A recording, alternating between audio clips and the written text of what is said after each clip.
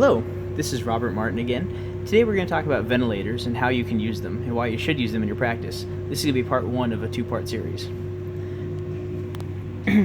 This is a Newport HT70 transport ventilator. It's electrically powered. It's fan driven, so it doesn't actually rely on an oxygen source, although you do need an oxygen source to give pure air. And it's very portable, as you can see in this duffel bag. This is actually a vent that you can use to transfer someone from an ICU or someone who's not breathing at all and needs a lot more than just a BVM. Now, on this main screen, we have different categories here. First and foremost, we want to know what mode are we in. Are we in assist control? Are we in SIMV, which is simultaneous ventilation? Or are we in spontaneous, which is where it just pushes air into your into someone's face to make CPAP or BiPAP happen in this case? Most intubated patients will be in assist control.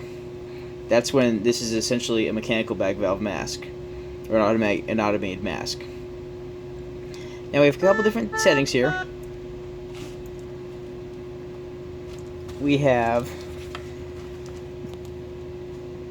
tidal volume is expressed in tenths of an ml. We have respiratory rate. We have flow. How much is flow, or how long is it flowing for? I time, which is inspiratory time. We have PEEP, which is how much pressure remains at the end of the tube, and then we have a vacuum trigger. If they breathe in, how sensitive do we want it to be?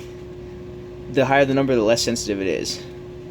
If we set it to be a lower number, the smaller inspiration will trigger its own ventilation. SIMV is ACMV. It is assist control, but it's driven more by that ventilation. Last but not least, we can also talk between volume control, as seen here, and pressure control. At what point are we going to tell it to press to and away from? Volume control is a little easier to use. Pressure control is more applicable for patients with lung injuries or someone you want to make sure you don't overpressurize their lungs. And the two settings actually work together. Now, we also have other things.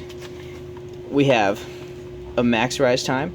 We can set our alarms to configure things. We can set how large our O2 cylinder is.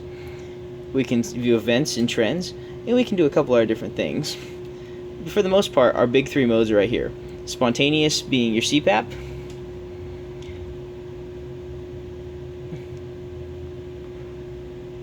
ACMV being your ventilations.